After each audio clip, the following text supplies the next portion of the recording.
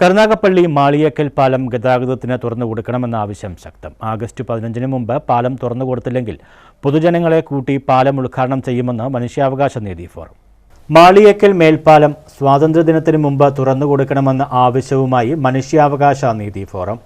ആവശ്യം പരിഗണിച്ചില്ലെങ്കിൽ സംഘടനയുടെ ആഭിമുഖ്യത്തിൽ ആയിരങ്ങളെ അണിനിരത്തി പാലം ഉദ്ഘാടനം ചെയ്ത് പാലത്തിൽ കൂടെ നടന്നിറങ്ങുമെന്ന് സമിതി നേതാക്കൾ പറഞ്ഞു. ആഗസ്റ്റ് 2-ാം തീയതി മന്ത്രി റിയാസ് പൊതുമരാമത്ത് ടൂറിസം മന്ത്രി ഉദ്ഘാടനം ചെയ്യുമെന്ന് MLA അറിയിച്ചതാണ്. പക്ഷേ എന്ത് കാരണത്താലോ അത് അട്ടിമറിക്കപ്പെട്ടു. ആ തീയതി മാറ്റിവെക്കപ്പെട്ടിരിക്കുന്നു. എന്നത്തേക്ക് മാറ്റിവെച്ചു, എപ്പോൾ നടക്കുമെന്ന് ആർക്കും ഒരു രൂപമില്ലാത്ത സ്ഥിതിയിലാണ്.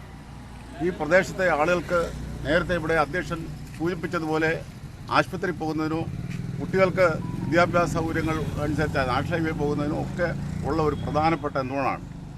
ഇതിന്റെ സൂചനയായി മാർച്ചും ധർണയും സംഘടിപ്പിച്ചു. കടാശ്വാസ കമ്മീഷൻ അംഗം KG രവി ഉദ്ഘാടനം ചെയ്തു.